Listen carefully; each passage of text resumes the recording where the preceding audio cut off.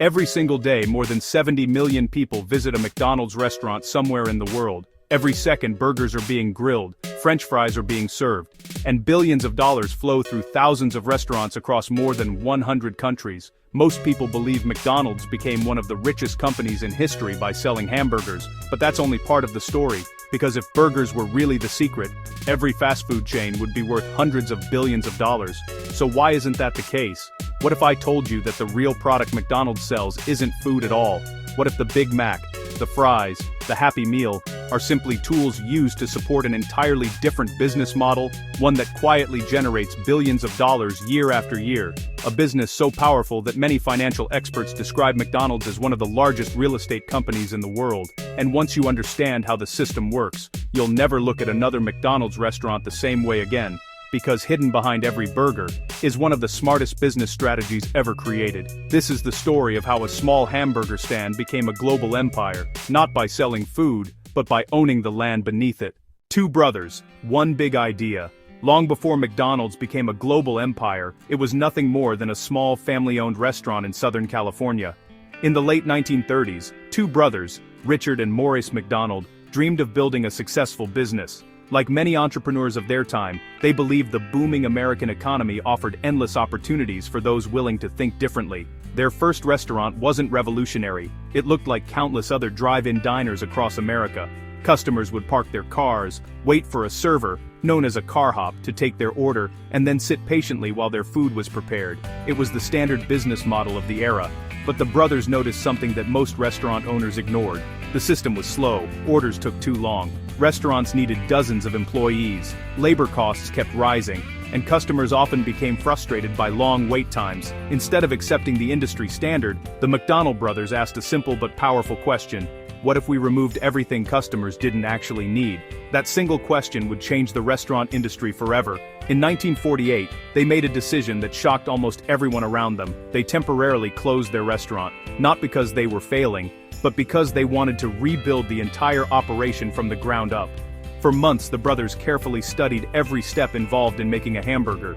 They observed how employees moved around the kitchen. They measured the time required to cook meat, toast buns, add toppings, and serve customers. According to company history, they even experimented by drawing the kitchen layout on a tennis court with chalk.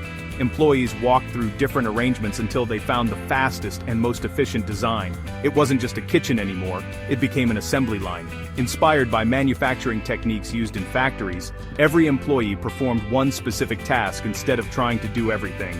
One worker grilled the burgers, another added the toppings, another wrapped the sandwiches. Each movement was carefully planned to eliminate wasted time. The result was something the world had never seen before. The brothers called it the speedy service system. Instead of waiting 20 or 30 minutes for a meal, customers could receive fresh food in just a matter of seconds. The menu was also dramatically simplified. Rather than serving dozens of different meals, they focused on only a handful of popular items: hamburgers, cheeseburgers, fries, milkshakes, and soft drinks. This reduced waste, lowered costs, and made quality far more consistent. Customers loved it. Business exploded. Cars lined up outside the restaurant. Families traveled from nearby cities just to experience the new style of fast food. Without realizing it, Richard and Maurice McDonald had invented a system that would become the blueprint for the modern fast food industry. But despite their incredible innovation, they had one major limitation. They knew how to build an efficient restaurant. They didn't know how to build a global company. Fortunately, or perhaps unfortunately for them, someone else was about to walk through their doors, a struggling milkshake machine salesman named Ray Kroc, and his arrival would change McDonald's forever. The salesman who saw a billion-dollar opportunity. By the early 1950s, the McDonald brothers had built one of the most efficient restaurants in America. Customers loved the speed, the food was consistent, the restaurant was making impressive profits. But despite their success, Richard and Maurice McDonald had very different ambitions than most entrepreneurs. They weren't interested in building a nationwide empire. They enjoyed running a small number of restaurants and living a comfortable life. For them, success wasn't about becoming the biggest, it was about building a business they could control. Meanwhile, hundreds of miles away, another businessman was struggling to find his breakthrough. His name was Ray Kroc, a salesman for the Prince Castle Company, a manufacturer of milkshake machines. One day, something unusual happened. A single restaurant placed an order for 8 multi-mixer milkshake machines. Each machine could make 5 milkshakes at the same time. Most restaurants only needed 1, but 8. That meant this small restaurant could produce 40 milkshakes simultaneously. Ray Kroc couldn't understand it. What kind of restaurant could possibly sell that many milkshakes? Curiosity got the better of him. He packed his bags, drove to San Bernardino, California, and decided to see the restaurant for himself. The moment he arrived, he realized this wasn't an ordinary hamburger stand. There were no waitresses running between parked cars, no long delays, no confusion inside the kitchen. Instead, everything moved with incredible precision. Customers walked to the counter, ordered their food, and within seconds, hamburgers, fries, and milkshakes appeared almost like magic. The kitchen operated like a perfectly synchronized machine. Employees barely wasted a single movement. Every burger looked exactly the same. Every order was prepared with remarkable speed. Where the McDonald brothers saw one successful restaurant, Ray Kroc saw 10,000. He immediately approached Richard and Maurice with an ambitious proposal. What if we opened McDonald's restaurants across the entire country? The brothers had experimented with franchising before, but the results had been disappointing. Some restaurants damaged the McDonald's reputation. Because of those experiences, the brothers had little interest in expanding aggressively. But Ray Kroc refused to give up. He believed America was changing. Highways connected cities like never before. People wanted fast, affordable meals wherever they traveled. McDonald's was perfectly positioned for that future. After several discussions, the brothers agreed to let Ray Kroc become their franchise agent. In 1955, he opened the first McDonald's franchise under his management in Des Plaines, Illinois. New franchise owners wanted to join. Customers loved the concept. The problem: no one saw coming. By 1955, Ray Kroc finally had the opportunity he had spent his entire life searching for. McDonald's was expanding. New franchise owners were signing contracts. More restaurants were opening. Customers loved the food. From the outside, everything looked like the beginning of an unstoppable empire. But behind the scenes, Ray Kroc was facing a problem that almost no one knew about. Despite opening more restaurants every year, he wasn't becoming rich. In fact, the business was constantly short on money. At first, this seems impossible. After all, every new McDonald's restaurant generated thousands of dollars in sales. So why wasn't Ray Kroc making millions? The answer lies in how franchising worked during the 1950s. When someone wanted to open a McDonald's restaurant, they paid a franchise fee and agreed to follow the company's rules. In return, they could use the McDonald's name, recipes, and operating system. Ray Kroc received a small percentage of each restaurant's sales. On paper, it sounded like an excellent business, but in reality, those payments weren't enough. As McDonald's expanded, so did the company's expenses. Every new location required training. Managers had to inspect restaurants, marketing costs increased. Employees had to travel across the country to ensure every franchise followed the same standards. The more restaurants Ray Kroc opened, the more money he needed just to keep the business running. Growth was becoming expensive, and there was another problem. Banks were reluctant to lend him money. Unlike factories or construction companies, McDonald's didn't own many valuable assets. Most franchise owners owned or leased their own restaurant locations. That meant Ray Kroc controlled the brand, but he didn't control the land beneath it. For the first time, Ray Kroc realized something important. Selling hamburgers alone would never build the empire he imagined. He needed a business model that generated reliable income, protected the company, and gave McDonald's long-term financial power. The answer came from an unexpected person. It came from a financial expert named Harry Sonneborn. When Sonneborn studied McDonald's finances, he noticed something that nobody else had fully understood. He looked at the land. His proposal was surprisingly simple. Instead of allowing franchise owners to find their own locations, McDonald's itself should purchase the land. McDonald's would lease that land back to the franchise owner. At first, the idea sounded strange. Why would a restaurant company want to become a landlord? But the more Ray Kroc thought about it, the more brilliant it seemed. If McDonald's owned the property, the company would receive rent every month. Not just franchise fees. They no longer saw a hamburger company. They saw a business building an enormous portfolio of valuable real estate. That changed everything. What started as a restaurant chain was quietly becoming one of the smartest property businesses in America. The billion-dollar secret. At first glance, every McDonald's restaurant looks exactly like what you'd expect. Customers walk through the doors. They order burgers, fries, chicken nuggets, and soft drinks. Employees prepare meals. Families eat together. From the outside, it looks like a restaurant business, but behind every one of those buildings lies a completely different business model, one that most customers never notice. After adopting Harry Sonneborn's strategy, McDonald's completely changed the way it expanded. Instead of allowing franchise owners to search for land and build their own restaurants, McDonald's would take control of the most important part of the business, the location. The company began purchasing valuable commercial property in busy areas. When buying wasn't practical, it signed long-term leases that often lasted decades. These weren't random locations. McDonald's had teams dedicated to studying traffic patterns, population growth, nearby schools, shopping centers, office buildings, and future development.